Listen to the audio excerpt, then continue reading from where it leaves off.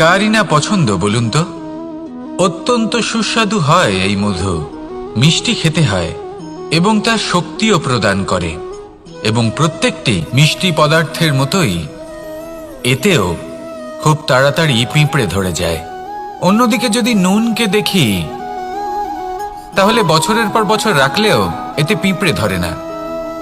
এবার যদি কথা বলি বন্ধুত্বের, তাহলে বন্ধুত্ব নুনের মতো হওয়া উচিত, মধুর মতো নয়। যারা সামনে এলে শুধুমাত্র মধুর মধুর কথা বলবে, পরে এতে পিঁপড়ে ধরে যাবে, এটা নুনের মতো হওয়া উচিত। প্রকৃত বন্ধু হলো সে যে সময় এলে পরে আপনার সামনে আপনার প্রকৃত সত্য তুলে ধরবে, তা সে যতই কঠিন হোক না কেন।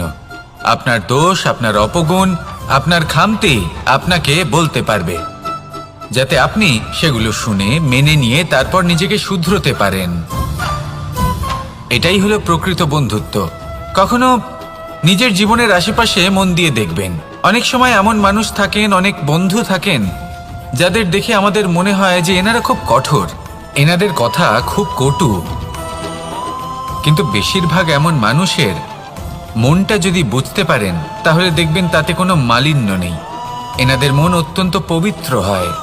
যদি আপনার জীবনেও এমন কোনো ব্যক্তি থেকে থাকে, এমন বন্ধু থাকে, তাহলে তাদের আগলে রাখুন আর আমার সাথে ভালোবেসে বলুন, রাধা রাধা। যতক্ষণ আমরা এই সংসারে জীবিত, ততক্ষণ আমাদের সাথে সবকিছু থাকে, আমাদের ধন, সুখ স্বাচ্ছন্দ্য, আমাদের মিত্রগণ, আমাদের পরিবার, এই সমাজ, এই সবকিছু আমাদের সাথে থাকে। যেদিন আমরা এই সংসারকে ত্যাগ করব, এদের মধ্যে কেউ আমাদের সাথে যাবে না, না ধন, না স্বাচ্ছন্দ্য, না সম্পত্তি। এই সকল মানুষ, এই সমাজ, এরা শুধুমাত্রই শ্মশান পর্যন্ত আমাদের সাথে থাকতে পারবেন। তারপরে যদি আমাদের সাথে কিছু যেতে পারে, তাহলে তা শুধুই আমাদের ধর্ম। আর এই সংসারে আমরা নিজেদের যে সুনাম রেখে যাই, সেটা সম্ভব শুধুমাত্র কর্মের দ্বারা। সেই জন্য সংসারে যতদিন পর্যন্ত জীবিত আছেন, যদি কিছু অর্জন করতে চান, তাহলে ধর্ম অর্জন করুন, ধর্মের বিষয়ে স্পষ্টতা অর্জন করুন এবং কর্ম অর্জন করুন। এটাই হবে আপনার অতীত এবং এটাই হবে আপনার ভবিষ্যৎ, এবং এটাই সকলকে প্রেরণা প্রদান করবে। আসুন আমার সাথে ভালোবেসে বলুন, রাধা রাধা। আমরা যখনই কোনো যাত্রায় যাব বলে মনে করি, তখনই আমরা প্রস্তুত থাকি আসন্ন বিপদের জন্য বা সংকটের জন্য। যেমন যদি আমাদের মনে হয় যে আজকের পরিবেশ খুব ঠান্ডা হবে, তাহলে আমরা গরম বস্ত্র ধারণ করি বা সেটাকে সাথে নিয়ে যাই। যদি মনে হয় যে বৃষ্টি হতে পারে বা বৃষ্টি হয়ে চলেছে, আমরা দেখছি, তাহলে আমরা একটা ছাতা সাথে নিয়ে নিই। আমরা প্রস্তুত থাকতে চাই এবং এটাই উচিত, এবং সেই কারণেই আমরা যাত্রায় সাফল্য লাভ করি। কিন্তু যদি আমরা কথা বলি জীবনযাত্রা নিয়ে, যা কিনা সব থেকে বেশি গুরুত্বপূর্ণ, তাহলে তার জন্য আমরা পূর্ণরূপে প্রস্তুত থাকি না। আশেপাশের মানুষ, এই সমাজ, আমাদের সাথী, আমাদের মিত্ররা যে কোনো মুহূর্তে বদলে যেতে পারেন। সেই জন্য আমরা নিজেদেরকে কখনো সাবধান করি না, কখনোই নিজেদের প্রস্তুত করি না। আমাদের এটা কখনোই মনে হয় না যে এরকম হতে পারে, আর সেই কারণেই শেষে গিয়ে আমরা অত্যন্ত দুঃখ পাই। একটা অমূল্য শিক্ষা আছে যেটা আমাদের লাভ করা উচিত, সতর্ক থাকা উচিত। এই জীবনযাত্রার জন্য শুধুমাত্র এই পরিবেশের বিষয়ে তথ্য সংগ্রহ করা বা তাকে অনুমান করা, এটুকু হলেই চলবে না।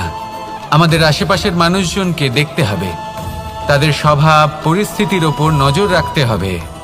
যখন তারা রং পাল্টাচ্ছেন, নজর রাখতে হবে, তা অত্যন্ত আবশ্যক। পরিবর্তন আপনার জীবনে অবশ্যম্ভাবী, সঠিকভাবে তার সম্মুখীন হন। আসুন আমার সাথে ভালোবেসে বলুন, রাধা রাধা। জীবনে গতি অত্যন্ত গুরুত্বপূর্ণ, মতিও হলো গুরুত্বপূর্ণ, এবং তার থেকেও বেশি গুরুত্বপূর্ণ হলো সঙ্গতি। একটা জলের ফোঁটা, তার মধ্যে গতি থাকে, প্রকৃতির মধ্যে তা লাভ করার ইচ্ছে নিহিত থাকে। কিন্তু এই যে সঙ্গতি, তা নির্ধারিত করে যে এই জলের ফোঁটা ঝিনুকের মুখে পড়ে মুক্তোতে পরিণত হবে, নাকি বিষাক্ত সাপের মুখে পড়ে বিষে পরিণত হবে। এবার দেখুন, এই জঞ্জাল স্বর্ণকারের দোকানের সামনেও থাকে। এবং জঞ্জাল একজন ব্যবসাদারের দোকানেও থাকে, কিন্তু জঞ্জাল যা স্বর্ণকারের দোকানে থাকে তা ব্যবসাদারের দোকানের জঞ্জালের থেকে অনেক বেশি মূল্যবান, কারণ তার মধ্যে সোনার কণার সঙ্গতি থাকে। সেই জন্য জীবনে সঙ্গতির উপর বিশেষ গুরুত্ব দেবেন। যেমন সঙ্গতি তেমনই আপনি হবেন। আসুন আমার সাথে ভালোবেসে বলুন, রাধা রাধা। দিশা আমাদের পথ প্রদর্শন করে, আর আমরা এই দিশার মধ্যেও পবিত্র অপবিত্র, শুভ অশুভ জিনিস খুঁজে পাই। কিন্তু প্রশ্ন হলো এটাই যে সত্যি কি এই দিশা পবিত্র বা অপবিত্র হয়, শুভ বা অশুভ হয়? সত্যি কথা বলতে দিশা শুধুই একটা দিক মাত্র, কিন্তু সেই দিকে যে ব্যক্তি থাকেন তার কর্ম হয় শুভ হয় নয় অশুভ হয়। যেমন ধরুন সূর্য, যাকে ছাড়া আমাদের জীবন চলতে পারে না, উনি উদিত হন পূর্ব দিক থেকে, এবং এই কারণে সূর্য মহান নন বা পবিত্র নন যে উনি পূর্ব দিক থেকে উদিত হন। উনি এই কারণে মহান কারণ উনি আমাদের সকলকে প্রকাশ প্রদান করেন, এবং পূর্ব দিক এই কারণে মহান কারণ সেদিক থেকে সূর্যোদয় হয়। এবার সূর্যাস্ত হয়ে থাকে পশ্চিম দিক থেকে, আর তাই বেশিরভাগ মানুষ পশ্চিমকে অশুভ মনে করেন, অপবিত্র মনে করেন। সেখানেই যদি আমি উত্তর এবং দক্ষিণের কথা বলি তাহলেও সেই একই ব্যাপার। উত্তর দিকে যদি আমরা কখনো যাত্রা করতে চাই তাহলে আমরা নিঃসংকোচে কোনো ভাবনা চিন্তা ছাড়াই যাত্রা করতে পারি। সেখানেই দক্ষিণ দিকে যদি আমরা যাত্রা করতে চাই তাহলে আমরা শুভ মুহূর্ত খুঁজি। কারণটা কি? কারণ উত্তর দিকে হিমালয় পর্বত আছে, যেখানে আমরা জড়িবুটি খুঁজে পাই, যেখান থেকে পবিত্র নদী প্রবাহিত হয়। সেখানেই দক্ষিণ দিকে আছে বিশাল নোনা জলের সাগর। এমন একটা স্থানও আছে যেখানে লঙ্কাপতি রাবণ থাকতেন। আর হয়তো এই সকল কর্মের কারণেই আমাদের দৃষ্টিভঙ্গি এমন হয়ে গেছে। তাই আপনার কর্ম সবসময় যথাসম্ভব শ্রেষ্ঠ রাখুন, কারণ আপনার কর্ম শুধু আপনার জন্যই নয়। আপনি যেখানে আছেন, আপনার কুল, আপনার স্থান, আপনার দিশা, এই সব কিছুর ওপর তার প্রভাব পড়বে। তাই সবসময় শুভ কর্ম করুন এবং আমার সাথে ভালোবেসে বলুন, রাধা রাধা। মাঝে মাঝে কিছু মুহূর্তের জন্য চোখ বন্ধ করে ধ্যানের বেদিতে বসে ধ্যান করতে চেষ্টা করুন, আর বোঝার চেষ্টা করুন যে আমরা সর্বপ্রথম কি দেখতে পাচ্ছি, কি অনুভব করছি। আপনি দেখতে পাবেন সবার আগে আপনার চোখের সামনে আপনার দুষ্কর্মগুলিকে, আপনার লুকিয়ে থাকা ক্রোধ, অন্তরের যন্ত্রণা, ভয়, নিরাশা, এই সব কিছুই সবার আগে দেখতে পাবেন আপনি। আর এই সব কিছুই আমাদের দুঃখের কারণ হয়ে ওঠে। এই সব কিছুর সারমর্ম কি? সারমর্ম শুধু একটাই, সেটা হলো এই যে আমাদের এই মন তা কিন্তু দুষ্কর্ম পছন্দই করে না। আমাদের এই মন একটা সুখময় জীবন যাপন করতে চায়, সৎকর্ম করতে চায়। তাই এটাই করুন, শুভ চিন্তা করুন, শুভ কর্ম করুন, ইতিবাচক মনোভাব নিয়ে জীবনে অগ্রসর হন। তারপর চোখ বন্ধ করে অন্তরে দেখতে থাকুন। দুঃখের আভাসই পাবেন না। এই মন প্রসন্নতা এবং প্রেমের দ্বারা পূর্ণ হবে এবং বারবার বলে উঠবে, রাধা রাধা। মানুষের জীবনে তিনটি গুণ অত্যন্ত প্রয়োজনীয়: শ্রদ্ধা, বিনম্রতা, যোগ্যতা। যদি জ্ঞান লাভ করতে চান তাহলে শ্রদ্ধার প্রয়োজন, যদি মান লাভ করতে চান তাহলে স্বভাবে বিনম্র হওয়া প্রয়োজন, আর যদি মনোবাঞ্ছিত স্থান লাভ করতে চান তাহলে যোগ্যতার প্রয়োজন। বিষয়টা সহজ। শ্রদ্ধা আপনাকে জ্ঞান দেবে, নম্রতা আপনাকে মান, আর যোগ্যতা উচিত স্থান দেবে। কিন্তু যদি আপনি এই তিনটি গুণ সম্মিলিত করেন তাহলে এমন কিছু লাভ করবেন যা এই সব কিছুর থেকে অনেক ঊর্ধ্বে। সম্মান।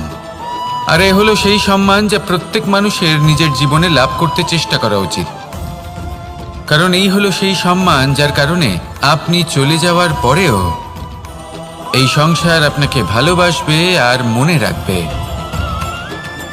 আসুন আমার সাথে ভালোবেসে বলুন, রাধা রাধা। বনের মধ্যে যদি আপনি কোনো বিষাক্ত সাপ দেখেন তাহলে কি করবেন? আপনি তখনই তার থেকে দূরে পালাতে চেষ্টা করবেন। আর এটা কেন করবেন? নিজের রক্ষার্থে। এই কথা আমি নয় মেনে নিলাম, কিন্তু নিজের জীবনে এটা করেন না কেন? আপনি যেখানেই যান, যে স্থানেই যান না কেন, প্রত্যেক সময় প্রত্যেক মুহূর্তে এমন বিষাক্ত সাপ আপনি অবশ্যই খুঁজে পাবেন। আর সেই সাপ নয় যাদের আপনি বনে খুঁজে পাবেন, এরা হলো সেই সাপ যা আপনাকে পাপ করতে বাধ্য করবে। আপনার অন্তরের বাসনা, ক্রোধ, অহংকার, লোভ, ঈর্ষা এদের বৃদ্ধি ঘটাবে। দেখুন, বনের এই সাপ আপনাকে একবার ছেড়ে দিতেও পারে, ছোবল নাও মারতে পারে, কিন্তু এই যে পাপরূপী সাপ আছে তা অবশ্যই ছোবল মারবে। কর্ম যদি করেন তাহলে অবশ্যই ফল পাবেন। সেই জন্য যখনই কোথাও যাবেন, যদি এমন কাউকে দেখেন, যদি এমন কিছু দেখেন যে আপনাকে পাপ করতে বাধ্য করছে, তাহলে সেই মুহূর্তে সেখান থেকে পালিয়ে যান। যেমন বনের সাপ দেখে আপনি পালাতে থাকেন। সৎকর্মের রক্ষা অত্যন্ত আবশ্যক। আসুন আর আমার সাথে ভালোবেসে বলুন, রাধা রাধা। যদি কোনো সিংহ বানরের মতো গাছে চড়তে চেষ্টা করে তাহলে কি হবে? একটা মাছ যদি মাটিতে হাঁটতে চেষ্টা করে তাহলে কি হবে? তারা বিফলই হবে। কিন্তু এরকম কেন হয়? তার কারণ হলো প্রকৃতির রচনা কিছুটা এরকম। এখানে প্রত্যেকটি ব্যক্তিকে, প্রত্যেকটি প্রাণীকে আলাদা আলাদা গুণের অধিকারী করা হয়েছে এবং সকলকে একটা সীমাও প্রদান করা হয়েছে। এবার এই যে বৃক্ষ, পশু, পাখি, এদের মধ্যে সেই ক্ষমতাই নেই যে এরা নিজেদের যাচাই করতে পারবে, নিজেদের সীমাগুলো বুঝতে পারবে, নিজেদের সদ্গুণগুলো চিনতে পারবে। এরা সেটা করতে পারবে না। কিন্তু মানুষ তো আলাদা। মানুষের কাছে সেই বিশেষ শক্তি আছে যে তারা পূর্ণরূপে নিজেদের যাচাই করতে পারবে, নিজেকে পূর্ণরূপে বুঝতে পারবে, নিজের দোষ, নিজের অপগুণ, নিজের সদ্গুণ, নিজেদের সীমাগুলো তারা বুঝতে পারবে। আর এটা অত্যন্ত গুরুত্বপূর্ণ। কথায় আছে যে যদি সাফল্য লাভ করতে হয় তাহলে নিজেকে যাচাই করে নিতে হবে। তাই নিজেকে যাচাই করুন, নিজের সাথে পরিচিত হয়ে যান এবং জীবনে কর্ম করতে থাকুন। সাফল্যের শিখরে অবশ্যই পৌঁছে যাবেন। আর ওখানে যদি যান তাহলে এই মন প্রসন্ন হয়ে অবশ্যই বলবে, রাধা রাধা।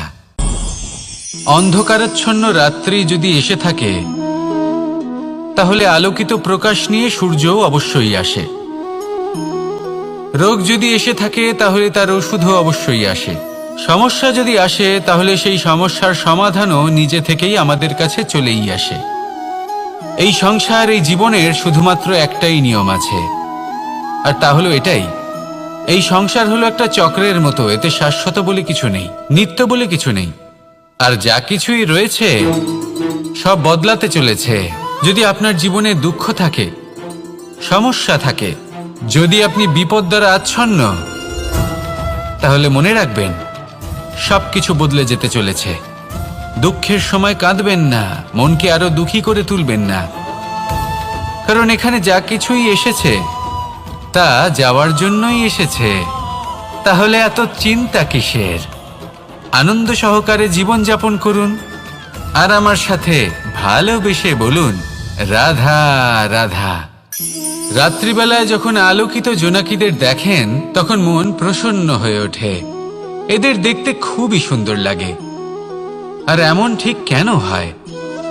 প্রথম হলো এটাই যে রাতের বেলায় চতুর্দিক অন্ধকারাচ্ছন্ন থাকে।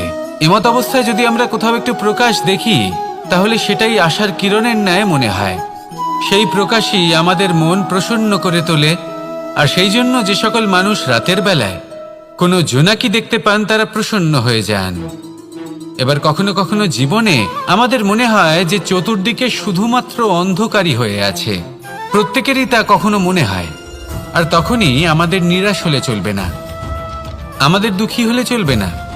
সেই সময় আমাদের খুঁজতে হবে নিজেদের আশেপাশে, চতুর্দিকে আর কোথাও না কোথাও আমরা প্রকাশ অবশ্যই দেখতে পাব, আশার একটা কিরণ অবশ্যই দেখতে পাব।